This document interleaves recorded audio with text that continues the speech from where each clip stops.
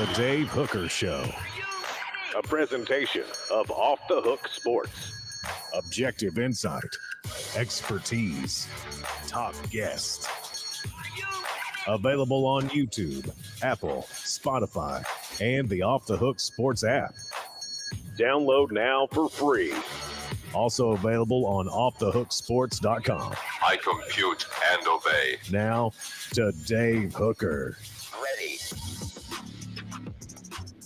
On a Wednesday, as there is a ton going on that we will get to with Caleb Calhoun. I am Dave Hooker. Before we unveil, well, if you've been on Twitter, you know who it is. But before we unveil our special Wednesday guest that I can't tell you how excited I am to work with. Again, super great guy, super incredible journalist, just all around great dude. And I'll tell you about that in just 1 second. But we got a lot of topics to get to. How about Joe Milton, the only top 100 player on two separate lists? Who is Tennessee's top player? And we'll discuss some different criteria as well. What to make of the Vols secondary in 2023. At what point do we say, man, maybe they're just not any good? Also, Missouri holds a watch party for their team to celebrate a commitment. It's a little bit goofy. The Hawkeyes gambling scandal, is this something that programs are going to have to follow closely? I believe so. And I've said before, Tennessee is a big gambling state. I think that's maybe the new paying players, is that players get involved with gambling scandals, which you certainly don't want to see. But now they have money and they got apps where it's easy to do it. So let's go ahead and get started with our new Wednesday guest. So excited for football season. It is Mr. Jimmy Hyams, the one, the only. He's a Hall of Famer in so many regards, but a Hall of Famer person as well. Jimmy, how are you, sir? Dave, I'm doing great. I don't know if my head will fit on this camera here because of all the things you said about me. It's kind of gotten big here. Caleb, how you doing? Pretty good. How you doing, Jimmy? I'm doing great. I can drop Caleb out of the picture to give your head more room if you want. You may need to.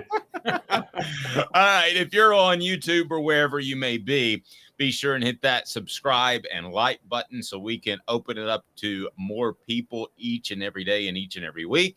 And turn those notifications on. If you got a little bell on your Spotify or your Apple Music playlist, go ahead and hit that bell so you get notification. More of this Celebrate 98 series coming up as we look back 25 years since Tennessee won a national championship. Does it feel like 25 years, Jimmy? And let me ask you this double question, poor journalism. What is maybe your one most memorable moment about that team that you covered? Well, first off, it doesn't seem like it's been 25 years. My goodness. Of course, that's the first year I started in radio full time. So, but no, it doesn't seem like that was that long. Me too. Yeah. The other thing that I guess it stood out was the fact that they beat Florida at home. It was the first time Tennessee beaten Florida at home in a while. Tennessee wins the game in overtime. Florida misses a field goal, and the stadium erupts. They stormed the field. This is before you got fined for doing it. I was sitting in the press box because I didn't know how long this game would go. The press box shook. I was scared. I'm like, you got to be kidding me. The noise that was there, shaking of the press box, I wasn't sure if it would hold up. It did, thankfully. But that moment, that win for Tennessee was huge.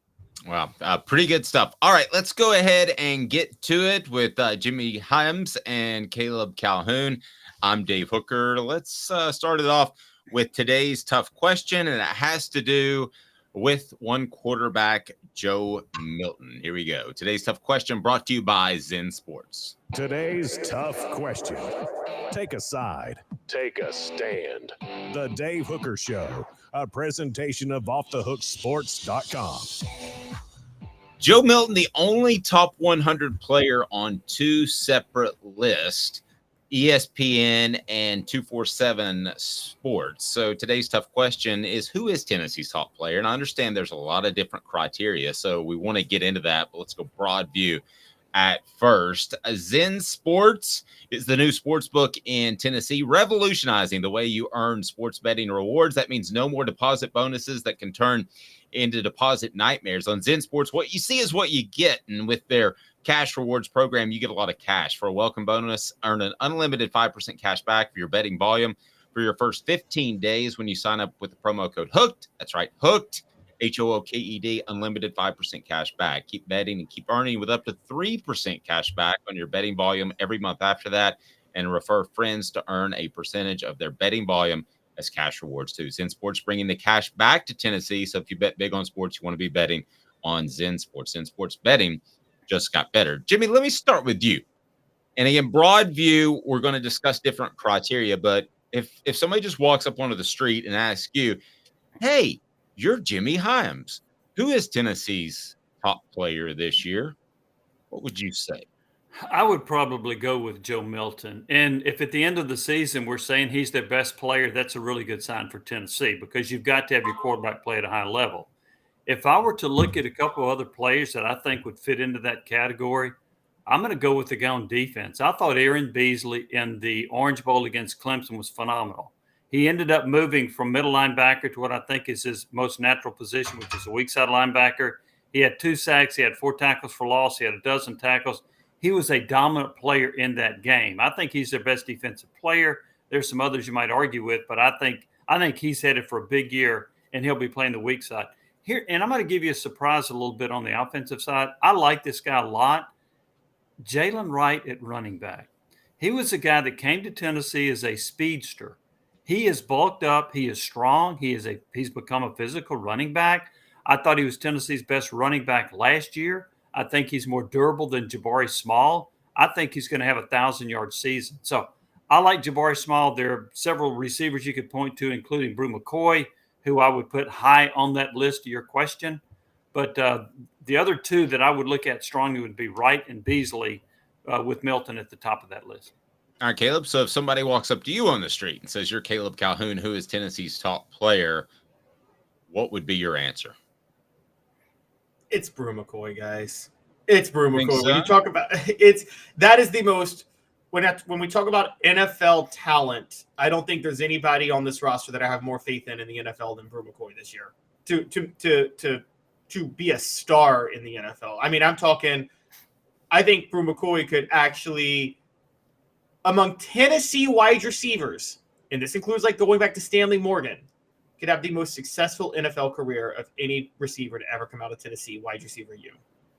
Wow, pretty strong. Jim, what do you think? What are your thoughts on Brew McCoy? I hear from scouts that he is Tennessee's top talent. That doesn't necessarily mean top player. I like him a lot. He was one of those that I would consider. He's got physically, he fits the part that Caleb was talking about as far as being an NFL receiver. Now, he's going to have to be pretty darn good to be better than the best receivers Tennessee's had. When you look at the careers that, and he went back to Stanley Morgan. If you look at the career that a Carl Pickens had, a Tim McGee had, those guys were elite NFL receivers.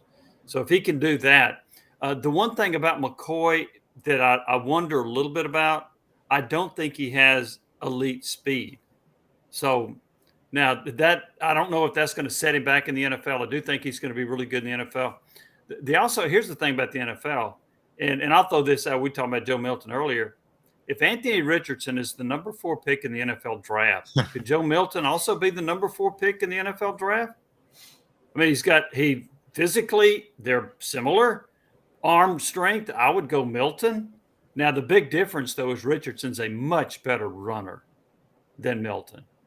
But I think there's a chance Milton could wow him like Richardson and be a top 5 pick in the draft.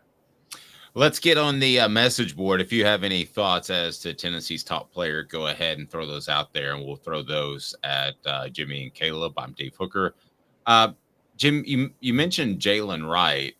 To me, he's the best combination that Tennessee has of size and speed because, like you said, Jabari Small's not big, doesn't have the wiggle that Jalen Wright has. Dylan Sampson, who's had a fantastic offseason, I'm told, does have the wiggle, but not big either. So would you be surprised if Jalen Wright ends up being Tennessee's top rusher this season? Not at all. I think he'll crack 1,000 yards, and I think he'll be durable as well. Now, one of the things that Tennessee doesn't rotate receivers much. They do rotate running backs a lot. So you will have Small in the game. You will have Dylan Sampson in the game. Heck, you may have Cameron Seldon in the game, a really good-looking freshman running back. So the number of carries might keep Wright from being among the top 4 or 5 rushers in the SEC. But I think he's a 1,000-yard guy. I think they'll rely on him a lot, and I think he's going to be. It's hard to predict how many running backs in the SEC are going to gain 1,000 yards, but I think he'll be among the top 4 or 5 rushers in the SEC. I would certainly think so. Now, when we visited with Cooper Mays on a Sunday, I asked him. I said, "What do you think about a lot of people saying that you're the most important player, not the best player, the top player, but the most important player, and that people want to wrap you in bubble wrap?" And then, sure enough, he got hurt or was hurt when I was talking to him and didn't reveal it. 3 days later, if I said most important player because of the fall off from Cooper to whoever they played, likely Ollie Lane, but if I ask you that question, Tennessee's most important player, what would be your top 2 or 3 guys? Well, Milton would still be there because even though Nico Iamaleava is a good-looking freshman, you have to have elite quarterback play in the SEC if you want to win at a high level. So Milton's the most important, and there is a depth concern. If you take him out of the equation, as much as I like Jalen Wright, we've mentioned the depth at receiver. As much as I like Brew McCoy, there are other really good receivers. I don't see a center on this team that can handle what Cooper Mays does. He's got to get up there quickly. He's got to call signals. He's got to snap the ball fast. He's got to know what to do. I think he would be, behind Milton, the most important player. And another way of saying that, the player they could least afford to lose. Because I think he is a very valuable player. And he's a quality player beyond that. But they're sitting here searching, trying to find another center that can do all the things that Mays can do, and they haven't been able to find that yet. Yeah, so sorry. Jimmy, when we're talking about most important players, you brought up Aaron Beasley on defense. Mm-hmm. And I have one giant reservation about it. And here's mine. And I get you point he moved over to weak side linebacker and was much better there in the Orange Bowl. But I've taken a lot of the Orange Bowl game with a grain of salt. I'm as we get closer to the season, I have half a mind to just throw everything we saw in that game out the window. And I want to know your thoughts on that. I mean, both teams were playing as a shell of themselves in that game. Why would you throw it out? I guess would be my question. I felt Clemson wasn't happy to be there because they wanted to be in the playoff. Tennessee had Jalen Hyatt opt out, Hendon Hooker hurt, and Darnell Wright played, excuse me. But Jalen Hyatt opted out. Cedric Tillman opted out because he was hurt. Jeremy Banks opted out. And it just felt like Clemson, a lot of the game was, we talked about this in the past, they were experimenting a lot with Cade Klubnik in that game. So it seemed like they opened him up for a lot of negative plays because it seemed like they were just experimenting a lot throughout. And so that's why I question Aaron Beasley, because I didn't see much from him outside of that game and the South Carolina game. Okay. I put more stock in the Clemson game because I actually think the guys that played in that game wanted to play. I don't think the Clemson guys that were in the game were like, I don't want to be here and going through the motion. I didn't see that out of Clemson. In fact, I thought Clemson actually outplayed Tennessee in the first half. They just couldn't make a field goal. So I put more stock in Beasley for that one. I will say this, though, to your point, his first few years at Tennessee, he was not that productive. But I saw some signs in him, like what he did against Clemson, the athletic ability, the plays that he made. He became a playmaker in that game. He had a couple of other games that were pretty good. He ended up, I should know this off the top of my head, I don't, but I think he ended up with 80-something tackles on the season. And that's pretty good. But I also think he was playing out of position. So that's why I have more faith in what he's going to do this year. Interesting. Squirrel White lands on Bruce Feldman's 101 Freaks list, and he landed an NIL deal with Weigels. That's a pretty big one. And Nico's shown up on my Facebook feed shopping at Walmart, but still, Weigels is pretty big, and he's not going to get that deal, I don't think, without the coaches saying that he's a good dude. He's going to stay out of trouble. So all of that being said, expectations for him have gone through the roof. What does that mean for Tennessee? What does that mean for this season? What does that mean for Squirrel White? I think Squirrel White's going to have a huge year. If memory serves, he caught 9 passes, 108 yards, and a touchdown against Clemson. Although some people don't count the Clemson game. But I think Squirrel. The one thing I noticed about him right off the bat at practice at Tennessee, none of the defensive backs could guard him. Now, having said that, the defensive backs may not have been very good. But when I watched them try to deal with him in press coverage, it was a mismatch against anybody. Nobody could deal with the guy. He was so quick. Then if you put him in the slot where you can't play bump and run coverage on him because he's off the line of scrimmage, he's hard to guard. So what I think Tennessee will do with him, it'll be two things, I think. They'll either throw the deep ball, the 40, 50-yard, 60-yard pass to him, or they'll throw a quick screen and see if he can break tackles at the line of scrimmage. I think he's a 60-catch guy. I think he's going to have a big year. There was a part of me that thought he might average 18 yards a catch, and then I thought, well, all these little bubble screens and underneath passes they throw, it might impact his yards per catch. But I think he's going to have a big year, and I think there are a lot of schools, particularly in Alabama, that regret not really going after him. Well, and he said that he and Joe Milton are like Michael Jordan and Scottie Pippen. I don't know that I'd go that far, but I'm kind of a Ron Harper, and Caleb is Michael Jordan. So I'm going to dish right now. Did you like that? I'm going to dish to our Jordan right here. Caleb, take over. I just had to get that funny. Okay, if you actually studied those 95, 96 Bull teams, Scottie Pippen did the dishing to Michael Jordan. Ron Harper really didn't rack up that many assists. He was just a defensive specialist at point guard. Hey, I'll be Pippen. I got long arms. I got no problem with that. Dave, so I've been eating a little crow all summer because I was so certain that Dante Thornton would take that slot receiver job when he arrived as a transfer, and it seemed like Squirrel White never let it go. With Ramel Keaton, with what I think about Brew McCoy, and with Squirrel White, I mean, we've heard they want to go 4 wide a lot, but is there room for Dante Thornton at this point to supplant one of those other receivers? If they go saying Jimmy, sorry. I like the idea of going 4 wide because I think they have the ability to do that. Now, if you go 4 wide, you're taking probably at least one tight end off the field, and I think Tennessee's pretty good at tight end. So that to me suggests to me they've got a lot of options to create mismatches, whether they go with 2 tight ends or 4 wideouts. I think it's going to be hard to keep Thornton off the field as the season progresses because, Caleb, the one thing I think – here's what you got to do in this offense. Not only is the quarterback reading the defense, but the receivers have to as well. And I think Squirrel White, having 1 year in the system, is probably better at that right now than Thornton. But I think Thornton's going to have a huge impact. He may be a guy – like I think Squirrel can catch 60. Thornton may catch 35, but he might also average 22 yards a catch and have 10 touchdowns. So I think he is going to be very productive, in particular as he learns to read defenses and get on the same page with Milton. We still need Jacob Warren to make a lot of plays because of all reports. Jacob Warren is brought to you by Vassy Lawn and Garden. He has said, too, that he feels like he can line out wide. So I don't think he's going to get left at all in the dust of a 4 wide receiver set. But, when I look at Tennessee's receivers and the depth and the talent, I'm trying to think, Jimmy, headed into the preseason, if you had to go back, I mean, when is the last time Tennessee has had this much depth and talent at wide receiver? That's a hard one. I know that I kind of threw that at you off the top of your head. Sorry about that.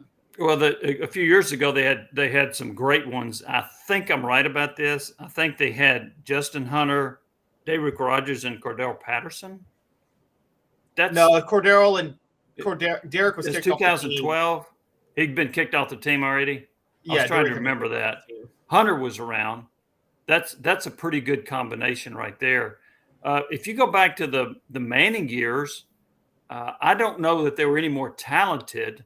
We had Marcus Nash and Joey Kent and Cedric Wilson. Now that's pretty darn good, but I don't know that they're more talented than this group. And so and here's the thing too. Tennessee, I think they have some other pretty good receivers behind the four that we mentioned. It's just that Tennessee doesn't play more than four. So those guys may not have an opportunity to show their skills this season. But yeah, I think it's one of the most talented groups they've had. It's one of the most talented groups in the SEC as well. There are not many teams in the SEC that can claim a receiver room like Tennessee's. Jimmy, you brought up the 90s with the all-time leading receiver in career yards in Joey Kent, but I'm going to do a hot take here. What do you think of maybe Jalen Hyatt as the best receiver to ever wear number 11 and not Joey Kent? Hyatt had a better season than Kent. Kent had the better career. So I'm going to go with Kent because of his career. Hyatt wasn't very good the year before. Remember, he got benched after 4 games because he couldn't catch pass. Kept dropping passes. So I'm going to go with Joey Kent career, but Hyatt for the single season. So with these group of receivers, who has the most yards, the most catches? How do you see the production breaking down this year at the end of the year? I think Brew McCall had the most catches and yards. I think Squirrel White will be in that 60 catch range. I think Thornton may end up leading the team in yards per catch. So I could see them breaking down that way. And then Ramel Keaton, who's going to be consistent, he's going to be in there with nice numbers. And he's a guy I shouldn't forget, although I don't think he's as talented as those other guys. So that's how I see the breakdown at wide receiver.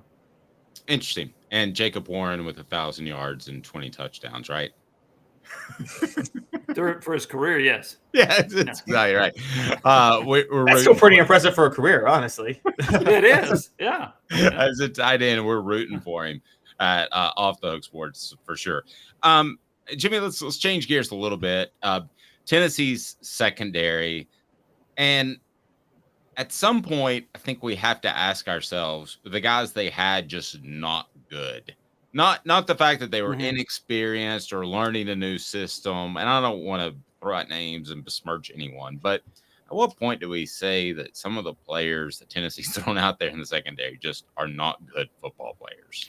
I remember being at the Orange Bowl, and the beat writers from Clemson were like, Tennessee's secondary ranked 127th in the country in yards per game?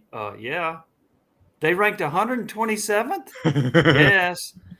I think there were 3 factors. One, Tennessee typically on offense jumped out to a lead. Look at their first quarter scoring. So a lot of teams had to pass to catch up. Secondly, I think Tennessee stacked the line of scrimmage to stop the run, and they ranked in the top, 3 or 4 in the SEC in run defense. So I think that was another factor. The third factor, they weren't very good. So yeah. And I was talking to somebody recently about, well, you have to have a great pass rush. Okay, but you can't have a great pass rush on 100% of the opponent's drop back passes. 30% is probably a good ratio, but not 100. So you've got to cover people. And they haven't – here's what confounds me a little bit, Dave. They have enough players that either were highly recruited or that are very athletic, and for whatever reason, they didn't do a very good job of pass coverage. And so I think the talent is there to not be great, but to at least be decent to pretty good. They got to get on the same page. I think there were some busts in the secondary and just some moments where they weren't any good. And by golly, you can't go out there and get beat play after play and then celebrate it when you tackle somebody 20 yards down the field. You know, that kind of nonsense that went on against South Carolina, they need to get rid of that. Great point. Willie Martinez, he was the only coach that wasn't re-upped his contract beyond this year. And he's been around the SEC, so you probably have a lot of knowledge of him that I don't. What are your thoughts on Tennessee's defensive backs coach Martinez, just in general? Is some of this coaching? Here's what I think of Martinez right now. I think Martinez is a pretty good evaluator of talent. I remember when his first tenure at Tennessee, he talked about how good Justin Coleman was and he was going to be a pretty good player in the NFL. And I'm like, what? Well, he was. He was right about that. So I actually think that Martinez is probably better at judging talent than he is coaching talent. Yeah, that's a fair. Yeah, I could see that. As far as Tennessee's young defensive backs, or maybe guys that take a next step, is there anybody out there that you particularly look at and think this guy could elevate Tennessee secondary play? Kristen Charles. I think he's a pretty good player. I think if he can stay healthy, he will help them in the secondary. And I know they got a lot of other guys, Turnage and Haddon and some of these guys. The other one I'm curious about is the transfer from Brigham Young that started his career at Vanderbilt. Judy Lawley. Yes, he might be a guy that could help them in the secondary. But Charles is the one that I like based on what I've seen. Now, I've heard good things about Harrison, whose dad was an NFL star. I haven't seen it myself. So I'm going to go Kristen Charles. I'll give you one other one, too, that I've heard really good things about. Jordan Thomas. I think he's another guy that could step up and help him in the secondary. Yeah, it's funny. Christian Harrison is the son of the player who, had he not been hurt, Peyton Manning probably never gets a ring with the Colts. It's an interesting hot take. Rodney Harrison was hurt in that game when Peyton Manning led that epic comeback, and he used Dallas Clark a lot for that reason. So, Jimmy, as we're talking about freshmen, you seem to be higher on the freshman at safety. I've been high on the freshman at cornerback. I thought Jordan Matthews or Ricky Gibson was going to steal one of those starting jobs. Do you think that's a possibility, or do you think they're not ready? I think it's a possibility. And actually, I've heard more good things about Matthews and Gibson, but who knows? I mean, it's really early in the process. I do like the recruiting class they brought in with defensive backs, and they are talented. How long will it take them to learn the system? I don't know. But here's the thing about, to me, as a freshman, it's easier to play cornerback because basically they're saying, go guard that guy. It's safety. You have to know a lot more about the inner workings, who's doing this, who's doing that. So I think that's harder to play the safety position in college and cornerback because the responsibilities are greater. I feel like I've seen flashes from Danico Slaughter. Yeah. Jimmy, are you high, low, somewhere in the middle on him based off what you're hearing? I've got a wait and see attitude on him. Me too. I've heard nice things about him, and he's done some good things, and they expect him to be better. But I haven't seen it on the field consistently. I think he's a hard hitter, but as far as his ability, his pass coverage skills, I want to see some more out of him before I say, yep, I believe in that guy. I can certainly understand that. Jimmy, great stuff as always. We look forward to visiting with you each and every Wednesday and what should be a huge season for Tennessee, but also it's kind of a cool time to be around college football. I don't know where you stand as far as the college football playoff and all that, but it's interesting to see the changes each and every week. So I don't think we'll lack anything to talk about. No, I like the college football eventually expanding. I thought it was funny that when they only had 2 teams, it was like, well, nobody, it's too hard to have a 4-team playoff. You remember all that nonsense? Now we're going to 12. Okay, so don't give me all that stuff about it's too hard to have 4. But yeah, I like that. I think it's going to be fun to watch it. I think it's going to be electric to see teams, and last year Tennessee would have been one of them, to host a playoff game on their campus. I think that's going to be cool. Yeah, I do too. Playoff origination story, my favorite, is when you and I, because John Wilkerson, I think, was in the radio room, we're at SEC Media Days, and Commissioner Kramer at the time was on with us. And I asked the question, and here's how I phrased it. Roy, do you realize that what you've done with the BCS seeds teams, and that could lead to a playoff, which he was anti-playoff. And then I remember afterwards, Jimmy saying, might want to call him commissioner. I remember that. I don't know if you remember that. He's only 60 years older, but Just to quickly push back on both of y'all. Y'all are right. The logistical thing made no sense for the playoff. But I also remember when there were 2 teams and there was always a 3rd team. And they're like, if we just go to 4, we could solve these issues. Now we're at 4, and they're like, oh, we got to go to 12 and we'll solve it. And now 13 is going to complain. Basketball went to 68 and they're still complaining. The 69th exactly. and 70th team are, well, how come we didn't get in? Who are the teams that were left out? Yeah, so there's always going to be a complaint, Caleb. You're right about that. Jimmy, great stuff. Thank you, sir. Greatly Guys, appreciate it. Enjoyed it. Thank you. Jimmy All right. Himes, our Wednesday guest. How awesome is that? Coming up. Wow. How about Missouri? It's time to throw a big party for a commitment. Nothing that happened during a scrimmage or anything else. Ross Dellinger talks college football playoff as well and what might become of that. And then we're also going to discuss gambling and why Tennessee and every other school should be concerned. I know we're having a little bit of problem with the message board, so apologize for those that haven't been able to interact. Not sure what's going on there with the YouTube, but we certainly appreciate you watching. See a bunch of people on board. We'll be back in 2 minutes to tell you why Tennessee should want one college football playoff version over another, because they're going to be in college football playoff contention. Stay tuned. More after this. Family has been creating jewelry since 1986, each piece unique with a story all its own. I'm Rick Terry with Rick Terry Jewelry Designs. I'm a jeweler, and I want to be your jeweler. We're grateful that you chose us to be Knoxville's best jeweler. My family and staff look forward to serving you. So please come see us.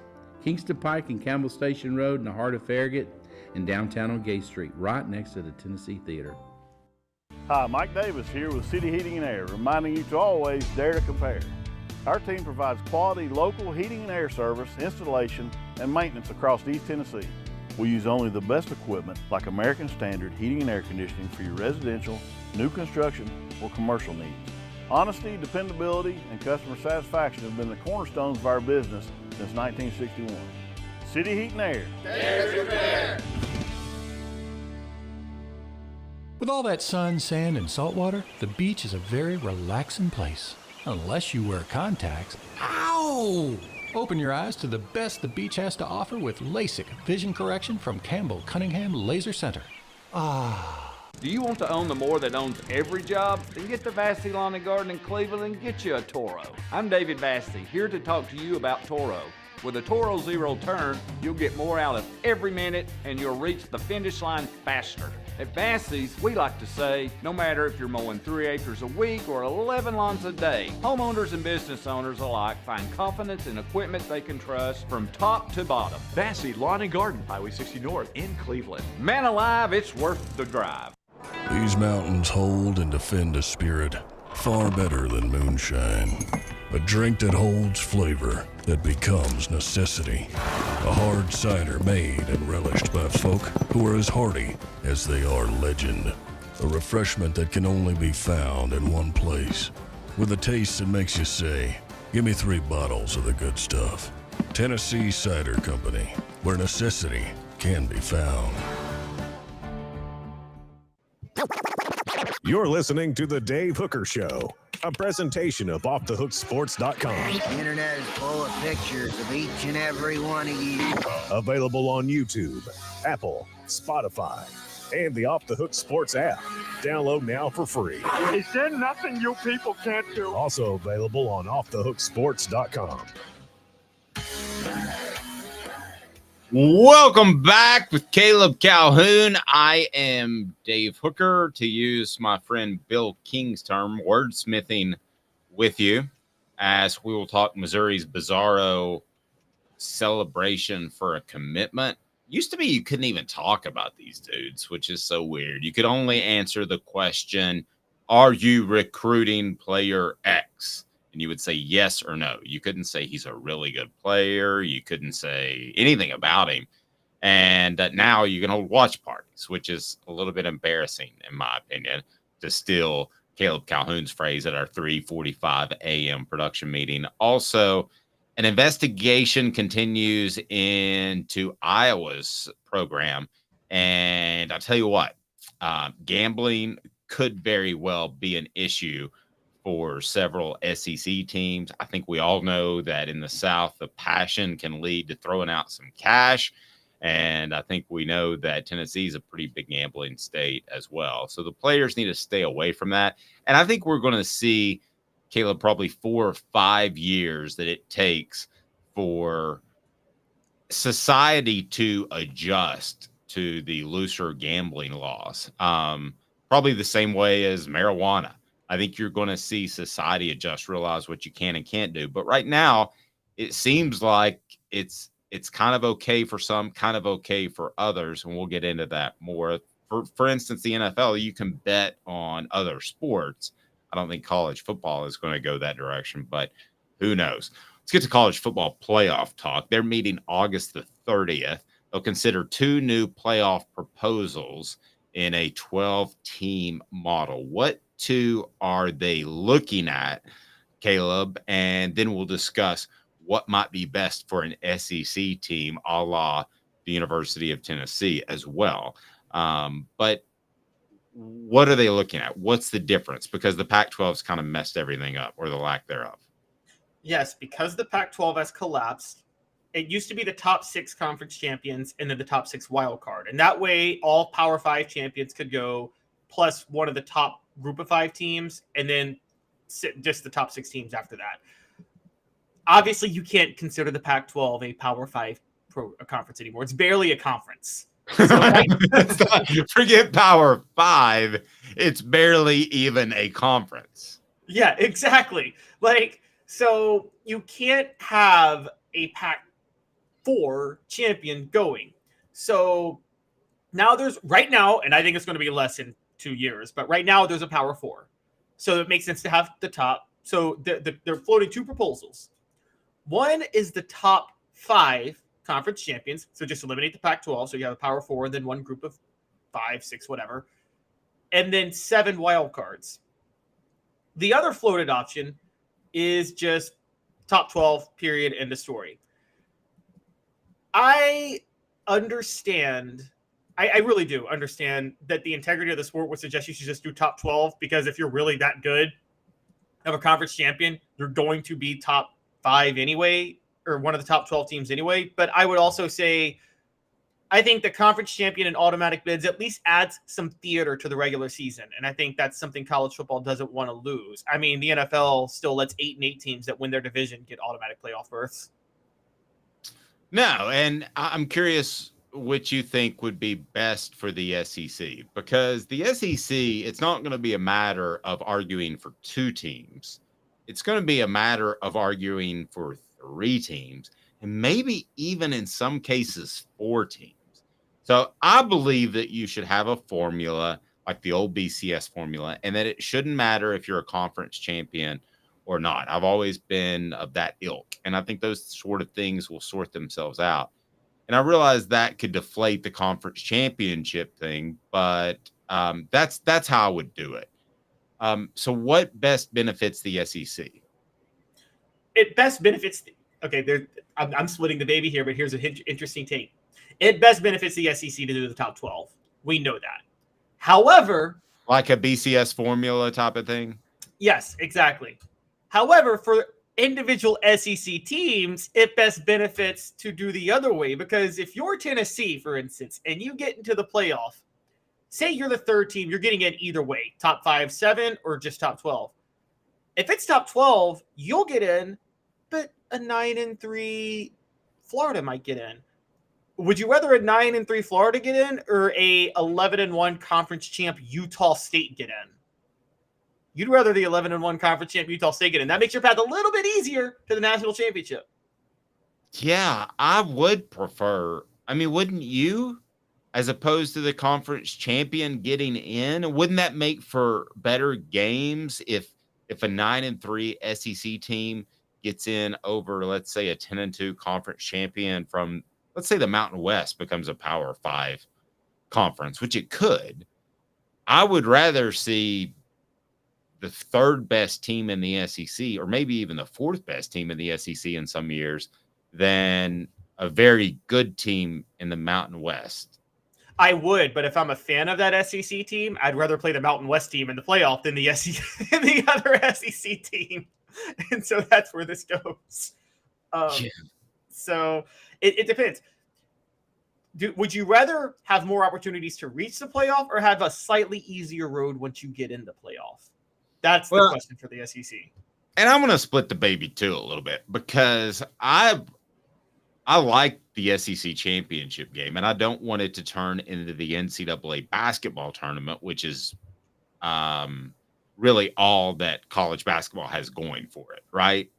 Or I'm sorry, the SEC basketball tournament. I don't want it to be just completely meaningless. I want the SEC championship game to mean something. So I get that side of the argument. LSU, for instance, had they won an SEC championship, not made a 12-team playoff, it would have looked a little bit bizarre last year. And I know they would have been in the hunt nevertheless. But yeah, I'm splitting a little bit. And I know that I'm, supposed to take one side and do the hot take stuff. But I would like to see a conference champion get in. I just want to be real particular about who the conferences are. Obviously, the Pac-12's out of the discussion. Does that bring the Mountain West in?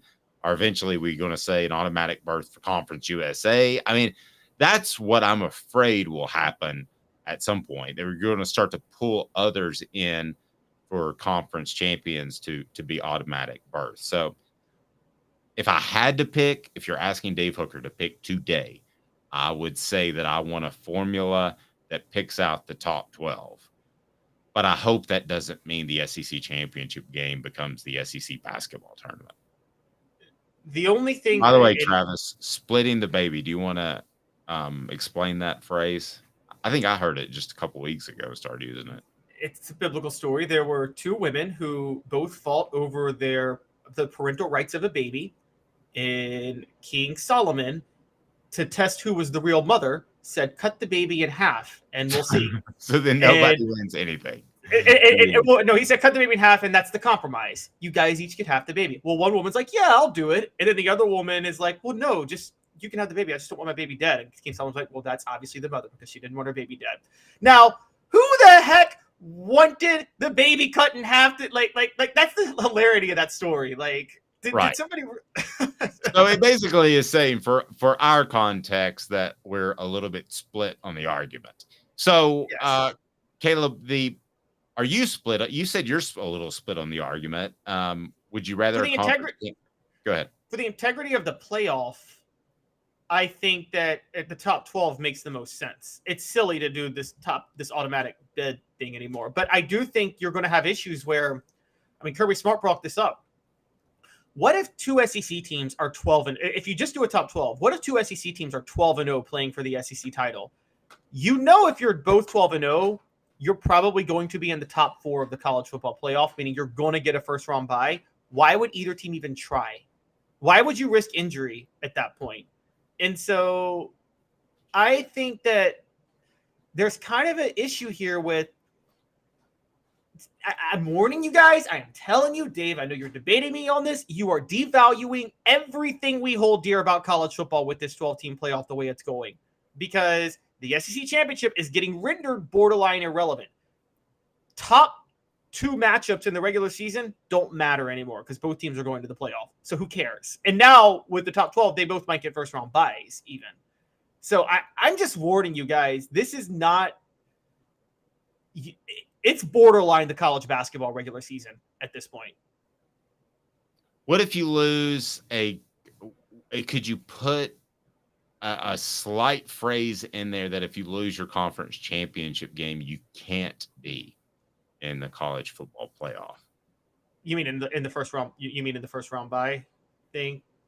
No, let's just say if you lose your conference championship game, you cannot be in the college football playoff. So you're telling me... No, let me throw this at you. Seriously.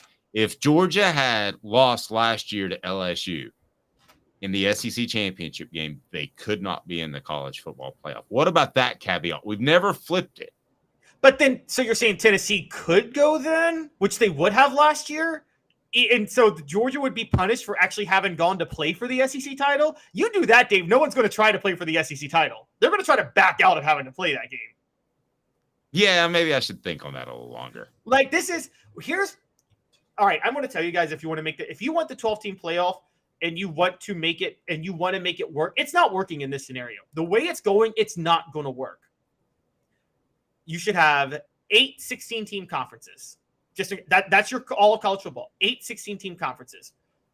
The top 4 conference champs get first-round byes. The next 4 get home playoff games. And then you get 4 wild cards. Then every regular season game matters. But the way you're going, a 20-team Big Ten, a 16-team SEC that will eventually be a 20-team SEC, I'm sorry, guys. This is college football has sacrificed 3 months for 1 month. That's what they've done. And that's just a fact. They have sacrificed 3 months of entertainment for 1 extra month of entertainment. Yeah, but it's pretty high drama. And I'd have to be a TV exec to tell you if the numbers are good enough in order to do that. But the other thing, at some point, you're going to be butting up against coverage of the NFL. And as popular as college football is, and as much as we love it, the NFL usually wins in that regard. I think you would agree with that. And also, SEC championship game, conference champions are silly now. Because when there's a 20-team conference and you play 9 teams in that conference, there is no way with any shred of integrity you can declare a real conference champion without factoring in schedule strength or something like that. Now, I agree with all of that. So let's turn our attention to Missouri, which I don't often like to do because I think you know how I feel about Missouri. The fact that they were even invited into the conference is just goofy to me, and still is in my craw, so to speak, as they like to say. But Missouri holds a watch party to celebrate a commitment. First of all, tell me about the commitment. It is William Nwaneri, which Tennessee was in on as well. And Caleb, how big of a commitment is this for Missouri? It's pretty significant for them. Yeah, this is a very good pickup for them. I mean, he's a fringe 4 or 5-star guy, and I can't take that away. And so this is a good pickup. Missouri has a pretty solid track record of linemen. That's one of their strengths. I mean, dating back to the Sheldon Richardsons, Michael Sams, those guys. So they've produced NFL linemen in the draft for a long time. So if you're an edge rusher, which when William Nwaneri would be, Missouri's not a bad place to go. That was the Gary Pinkel era, so you debate that versus the Eli Drinkwitz era. But look, I'm not taking anything away. This is a good pickup for them. This is a very good pickup. For them, it would have been a good pickup for Tennessee. Yeah, it would have been it's an incredible pickup for them. It's a monumental pickup for them. I don't know why the guy's going there other than maybe they got together a bag of NIL cash and they threw it all at one player, which probably is the case. I have no idea where he went. And I mean, he is from Missouri. You know, some guys like to stay home. Yeah, but he's on my watch to be in the transfer portal in 2025. But so let's get to the clip, because the clip is pretty interesting. I think you'll enjoy it. Be sure and hit that like and subscribe button. Turn your notifications on because we got a lot going on. John Adams on Tuesday, Jimmy Himes on Wednesday, Josh Ward on Thursday, Fred White on Friday, and also the Celebrate 98 series is really kicking into gear. Excited about that. So let's go to this clip. This is the watch party that Missouri held for Williams Nwaneri. Let's get excited, everybody. Guys, this is just so inspiring.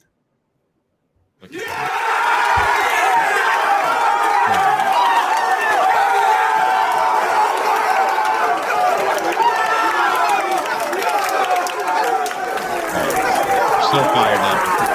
We're not on the YouTube video for our audio listeners. They're so excited. They're all gathered in a room and they're just so happy, as if they're acting surprised too. I don't think that you're gathering everyone together unless you know 100%, right?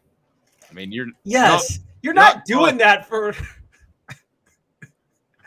This is one of the most pathetic things I think I've ever seen a coach do for a gimmick. And this surpasses the Butch Jones trash can. Remember that one, Dave? Oh, yeah. It might surpass the Butch Jones berating recruiting reporters behind the scenes to get an extra star as well. I would say that it might even do that. You know what they should do is they should have a watch party when William Winery goes to the bank and his check actually clears. That's what that's what Florida has to do. Yeah, I mean, Florida's like, yeah, let's all go down to the community bank and we'll discuss. All right, so let's get to 4 downs. That has to do with Missouri and basically just making fun of them. So if you're a Missouri fan, you might not like, but just don't have your feelings hurt because you know it's true. 4 downs. 4 questions. 4 answers. The Dave Hooker Show. 4 downs. A presentation of offthehooksports.com. Brought to you by Andy Mason, AndyMasonRealEstate.com. He's my realtor. He should be yours. Best prices and service in East Tennessee and the Knoxville area. That's Andy Mason, AndyMasonRealEstate.com. Visit him and know that you will have a guy that's got your best interest in mind. And I've been burned by a realtor, but not Andy, AndyMasonRealEstate.com. So, Coop, get us started. I know you don't usually say first down and the like, but I thought it was funny to have you do so. 4 downs brought to you by AndyMasonRealEstate.com. Coop here. First down. All right. Would you host a watch party? And I want to get your thoughts on the message board as well for a 5-star. If you knew you could get him, whatever school you're behind, whether it's Tennessee, we got a lot of South Carolina people, a lot of LSU people, starting to have a lot of Alabama people based off analytics. Would you host a watch party if it meant that you would get a 5-star prospect? If you don't get him. So there's no in between, no more splitting the argument. Would you host a watch party for a 5-star? And that's the only way I could get the 5-star? That's the only way you can get him. He's like, I have to have a watch party. I don't even care about NIL, but I want a watch party with all your current players. Yes. I'm not going to lie. Yes. Particularly if you're Missouri and you need 5 stars because you're so limited on what you can recruit. Yes. Yeah, I'm going to say no because I think that guys would start to ask for that. And I think you could deflect it, I should say. And I'm not Tom Brady, but you could deflect it into, well, you got to be careful with that. Let's do something different, blah, blah, blah. We've got our social media team. So I would not, even if he said, well, I'm not coming. I'm like, okay, I can't do that. But I wonder, would you do that for Nico? Caleb said yes, and I think the message board is going to agree with you. I might be in the minority here. Okay, but you talk about the arrogance of recruits. I don't know if you remember this. Tobias Harris committed to Tennessee in basketball because he wanted to go to a place that hadn't accomplished much before, and he wanted to be the most accomplished winner at Tennessee. Now he only stayed for 1 year, and they got bounced out in the first round of the NCAA tournament. But that was one of the reasons he picked Tennessee.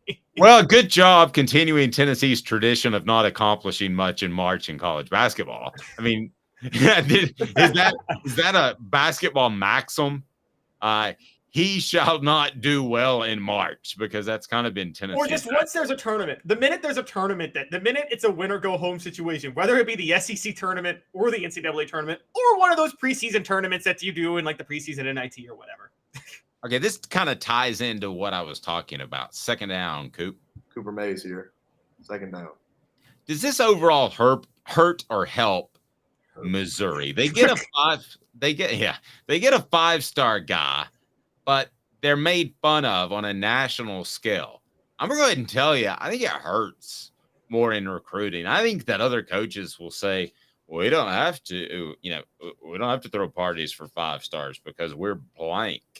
I think it hurts big picture as opposed to getting a fantastic prospect. I think actually, if you believe in Eli Drinkwitz as an offensive mind, I know you don't, but I'm saying, say you do. I'm okay. I'm actually okay with him as an offensive mind, not to interrupt. If he were an OC, I would be okay with him. I just don't think he's a head coach. Okay, well then I'd say it helps because here's what I'd say. Yeah, Missouri's never going to compete with the schools that say we don't have to do this for 5 stars. They compete with schools that can't say that in recruiting. So Missouri could be a little bit of an Oklahoma State. I'm going to say this. I don't like him. I thought what he did was despicable. I've never defended it. But the Mike Gundy rant in 2007 did help him get a certain type of athlete going forward. And it was a total gimmick. It was a total charade what he put on when he did that. But it was specifically so certain athletes will commit to him to think, oh, this head coach is gonna back me no matter what. even though it was all That fake. voice. Well, and Doug Dickey did the same thing with Jerry Green. You remember that, right? So Tony Harris was called a punk in a column by the late Gary Lundy, and they held a press conference basically to rally behind Jerry Green and to say that terminology is not okay, which Tony Harris tried to spin that into that's a homosexual reference at the time, which I'd never heard punk being a homosexual reference. And I think that Tennessee overreacted and kind of made Jerry Green look a little bit stupid and made Tony Harris look a little bit stupid as well. But that was Tennessee's decision. Third down, Coop. Tennessee center Cooper Mays here. Third down. Is Missouri the lamest? The lamest SEC program. Period. End of discussion or question mark. Is it? Question mark. Yes, it is, says Dave. No question about it. It is the lamest athletic department in the SEC. Yes, but yes, it is. Unless Georgia Tech rejoins, because Georgia Tech is the lamest athletic program in the country. But for right now, it's shot at the Missouri. Yellow Jackets. But here's some people would say Vanderbilt, but at least Vanderbilt has strong academic integrity and is in a state that keeps the SEC, or is in a city that keeps the SEC relevant and one of the biggest growing markets in the entire nation. Missouri was what's supposed to bring in St. Louis. Is anybody? Nobody in St. Louis cares about Missouri. Yeah, is anybody running to the television saying, forget the NFL, forget other things that are going on. I got to see my Tigers play. Maybe 24. Vanderbilt also has the chant, "That's all right, that's okay. You're going to work for us someday." I don't think Missouri fans can have that chant. Yeah. They say, actually, that's all right. That's okay. You can be a photog one day, because they do have a good journalism school. They have an amazing. That's their problem, though. I've actually said this about Missouri. Their journalism school is so good. Dave, we talked about this. Deep South schools, Alabama, Louisiana, some of the most homer media you'll ever find. LSU and Alabama. I mean, literally, it's like, "Hey, coach, what do you want me to say about you that's good today?" "Okay, yes, sir. I'll write that. That's Alabama and LSU media. I'm sorry. I'm going at them. Missouri, though, I would say Tennessee and Georgia and Florida on the flip side are above average journalism. They are very good. They're very fair. I agree. Okay. Missouri is the reverse. Because they're such a good journalism school, they think, well, we're the best journalism school in the country, yes. And so we have to be hard on the coaches and the football players, and everything we write is going to be against them. That's Missouri. On the message board, somebody said, referenced it's ugly on paying to stay home. Yeah, it is. But as a man that's about to send his son off about 500 miles to college, I would probably pay if there was a way that they could move the University of Massachusetts to East Tennessee. All right, fourth down, Coop. Cooper Mays here. Second down. You are the commissioner, Caleb Calhoun. One, because you know where I'm going to land on this. But what program would you boot out of the SEC if you were given that power? I'd still boot Vanderbilt.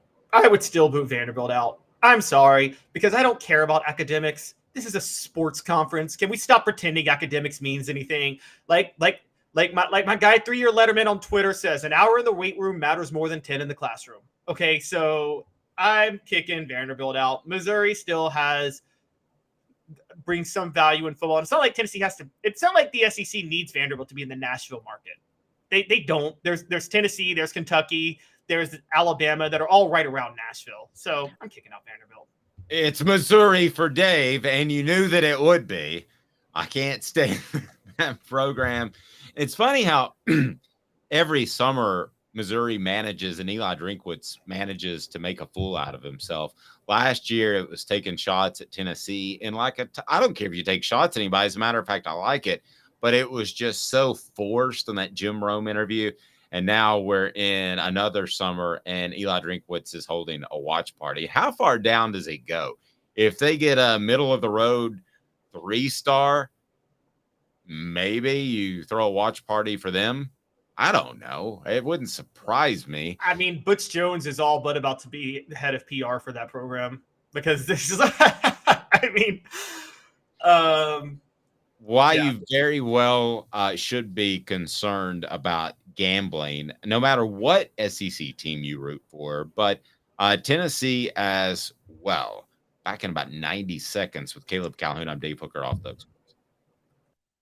Candace, I was really heavy into the drug culture. I was selling drugs. I was just constantly in pain. I was missing like a good support system in my life. Candace has given me everything that I need in order to successfully have a wonderful recovery, in order to have a life that I didn't even know was possible. And it's not just about me anymore, and I love that. I absolutely love it. You can take your life back. Call Cadis today. With all that sun, sand, and salt water, the beach is a very relaxing place. Unless you wear contacts. Ow! Open your eyes to the best the beach has to offer with LASIK vision correction from Campbell Cunningham Laser Center. Sports Treasures in North Knoxville is one of the South's largest sports cards and memorabilia dealers, featuring over 10 million sports cards from vintage to modern. Sports Treasures carries a full line of hobby boxes, singles, autographed memorabilia, Tennessee Vol collectibles, fan cave decorations, and so much more. See a museum full of collectibles at Sports Treasures, 4819 North Broadway in Fountain City, and Sports Treasures on Facebook. Sports Treasures, where the real sports fan goes to shop. What's up, everybody? This is Jacob Warren asking you to like, subscribe, and share. Dave needs this. He does. And I need Caleb Calhoun who stepped away from the camera. Here we go. You're listening to The Dave Hooker Show, a presentation of OffTheHookSports.com. The internet is full of pictures of each and every one of you. Available on YouTube, Apple, Spotify, and the Off the Hook Sports app. Download now for free. Is there nothing you people can't do? Also available on OffTheHookSports.com. Caleb, did you have to step away? Yes.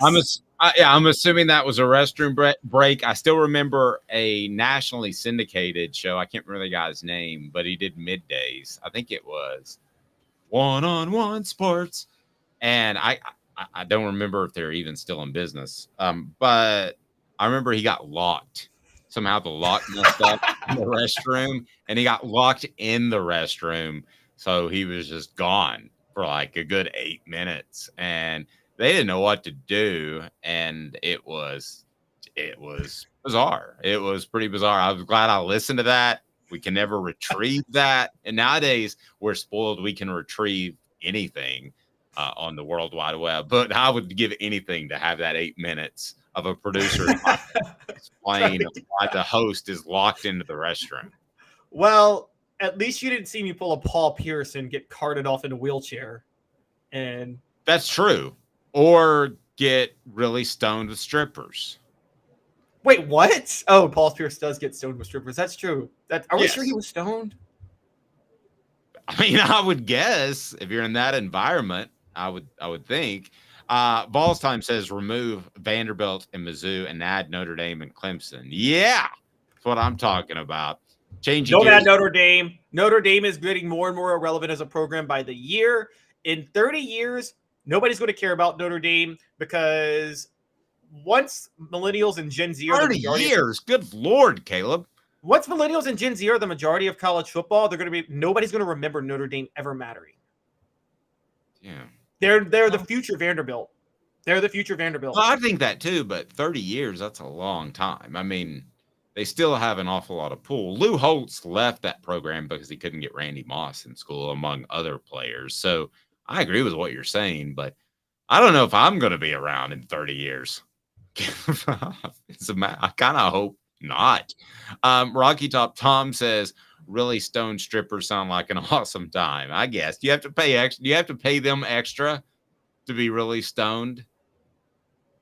I mean, I don't know. We should ask the hooker here on what you have to do. There you go. Does that make you the John? Here we go. My first name is John. Is it really? Yes. I am John C. Calhoun, who is not the greatest figure in American history. I'm just going to say that. Just kind of not a good dude. Oh, man. Travis says when Gen Z is in control, their defense, there won't be football. They're likely that may be the case. Gen Z still loves football. People say that Gen Zers love football. Yes. Travis and Rocky Top Tom also pointed out that strippers usually come stoned. I guess so. It's been a while, but maybe. Oh, it has, Dave. Yes, it's been a long time. But I could tell you an interesting group the last time that I went to such an establishment. Chris Sims walked out of said establishment. Really? Yes. Actually, okay. And basically every reporter that covers Tennessee, and I'll just leave it at that. Sidebar for that. Now that you say that, I got a question because we all like Casey Clausen, but I just listened to a podcast the other day that some people think Tennessee's downfall started by not getting Chris Sims, and they think the early 2000s would have been better with him over Casey. Do you think? I don't think that's true. I think Casey was better than Chris Sims would have been at Tennessee. No, but he committed to it, so I think that hurt. I think that hurt Tennessee's class. And then, after being at Texas a year, he accused Tennessee of being segregated in their locker room based off race. And did that impact recruiting? Yeah, I think it did. It was very public at the time. He said when he visited Tennessee that it was like the white people sat together and the black people sat together, which was, I had no evidence of that. And it seemed like just a random shot to throw out. But yeah, I think Chris Sims was a huge hit not coming to Tennessee in the way it played out. What the H? What the? What was he thinking? Release the hounds. The Dave Hooker Show. Keep cool. A presentation of offthehooksports.com. Gambling's a thing, guys. And I'm one for the less regulation, the better. I got no problem with it. We all have our vices. That doesn't happen to be mine. I know Caleb likes to gamble, and we certainly appreciate our relationship with Zen Sports. And I think in the end of the day, that deregulation of gambling will lead to less wrongdoings, because I think when you regulate it and you have things out there, that eventually it gets better. And I think we've seen that with marijuana. I think we've seen that, if you want to go back to the 1920s, with alcohol. I think we saw it there. So amidst Iowa's gambling scandal, their coach, Kirk Ferentz, says that Iowa is the only state with a criminal investigation into its athletes. That is the exact wrong stance to take, number one, Caleb. You don't want to say woe is me when you could be in the middle of something very, very, very serious. I don't believe Josh Heupel or Shane Beamer or Nick Saban or anybody that I can think of other than maybe Eli Drinkwitz would handle it this way, because what you need to say is this is very serious and we're going to take care of it yesterday. That's what Alabama baseball did. They fired a guy within 48 hours of news coming out. This is just a really poor response by Iowa. And I would hope that any SEC team, especially with pressure from the conference, would handle it much, much better than the way Ferentz is handling it. You don't say, oh, it's just we're getting investigated. It must be happening elsewhere. No, that's not the right take. I'm going to ask you, though, do you think he's right? Whether or not it's the right or wrong take, do you think that maybe other states like Tennessee would be, shall we say, covering for athletes if they're doing this? No,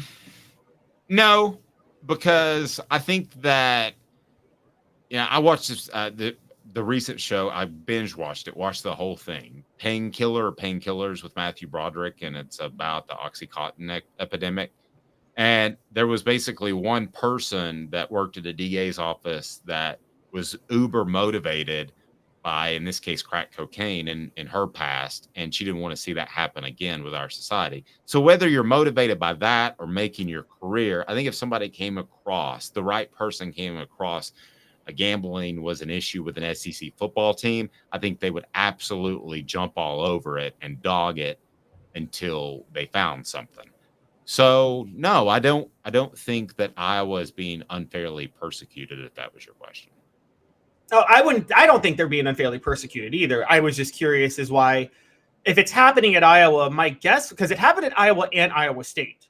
So Right. both schools got caught with this. So it wasn't a program problem. It was clearly statewide. So if it's happening at both schools, I get the hunch that it's happening elsewhere. And No. I think it is happening elsewhere. As a matter of fact, I would go ahead and go out on a limb and say there is an athlete in all 50 states that in some fashion is gambling in ways that he shouldn't be and is at a college institution. Maybe a little bitty. It may still be that I'm betting $100 on a game with a buddy. But yes, I think it's probably happening in all 50 states. And the bottom line is, if you want to do it, you better be smart about it. yes, and I think it's more likely to happen at programs that don't matter as much. So if you're Tennessee, within a year, you hope that you're going to have a team, your whole team's going to be made up of players that's thinking about the NFL. So they're not going to throw anything. You don't think Vanderbilt might have a few players that know they're not going anywhere, that are like, hey, who cares? Why not just bet against my team to cover today? Yeah. Or Eli Drinkwitz at Missouri might be betting against his own team because he knows he's going to lose. I can't stop throwing in Missouri shots. No, you bring up a good point. And again, with NIL, even small NIL deals, these players have money in their pocket. So, Caleb, again, I know you gamble. I don't, and it's not anything against it. It's not any moral thing. I just haven't had that vice. But I think there's a very slippery slope in that you could see a player gamble and with a bookie and get forced into stuff. However, with the regulation of it, you're going to be able to track that guy fairly quickly. And we've seen that with some other athletes. Was it Calvin Ridley, I believe? We've seen that with other players where they show up on some of these searches pretty easily, and you can figure out it's them because of credit card numbers and everything's trackable. So I just think it's a matter of time till some of these district attorney offices decide they want to dive into this. And if they wanted to in almost any state, especially a sports crazed state, I bet they could find somebody doing it in almost any one. So this is where I am with it. It's funny because everybody's debated what role Congress should play in NIL. And I've been one, Congress stay out of NIL. Let the players make any money they want. Congress, NCAA, leave them alone. I think gambling is a totally different story. And I think this is where actually there should be federal laws. There needs to be federal laws where you are not, Dave, you're an investor. If you get caught insider trading, you go to prison. Period. End of story. If you are betting in the stock market on a company that you run, if we go publicly traded and you start betting on, although that's not going to happen anytime soon, but I mean, if we were to be LLC and you started betting on us in the stock market, you and I would go to prison for that because that's insider trading and illegal. Well, betting on the sports you play is a form of insider trading. And I think that there should be federal laws against that, for or against. I mean, I thought Pete Rose should have done time in federal prison for betting on baseball. I do. And I don't care that he bet on his team to win every time because, as you know, in baseball, if you're a manager, you might bring in a relief pitcher that you wouldn't bring in that day because you bet a lot of money to win that game. And in July instead of having him fresh for September. Exactly. So I am huge on, I'm for a federal law. You can't bet on a sport you play. And if you do, you are, and I think sports should have a law where if you bet on the sports you play, I think they should do it with the baseball thing. You're permanently barred from ever playing this sport again. You can't collect a check. I don't even think Pete Rose should be allowed to collect a pension from Major League Baseball. I mean, that is the one, to me, that is the worst crime you can commit in the sport you play. I think Calvin Ridley should be banned from the NFL. I don't think he should ever be allowed to set foot on a football field again, honestly. And I know that's harsh, but that's where I land. No, I totally agree with that stance because it's the difference between what we watch as sports and reality television, which is the most unreal television that is on television.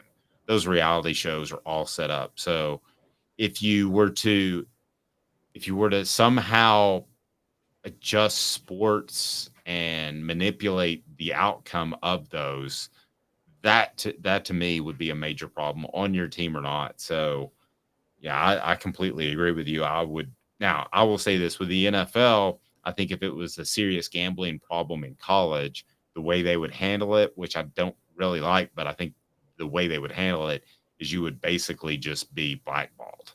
And I don't know that there would be a formal announcement, but you just wouldn't get drafted. Now, what if you're an elite player? Then somebody's going to want to take you. So you do need to have those laws in place. And I'm with you. I got no problem with that. I think that's refreshing that you said that, because I know a lot of people want to back Pete Rose because he was a good old guy and stuff. He wasn't. He was a gangster in a baseball uniform. Yes. And that is, I'm okay with letting PED players back on the field. I get PEDs, you're cheating, you're trying to gain an edge. It's an unfair edge. You're compromising the game a little bit. You suspend them, you bring them back if they do it one time. I'm fine with that.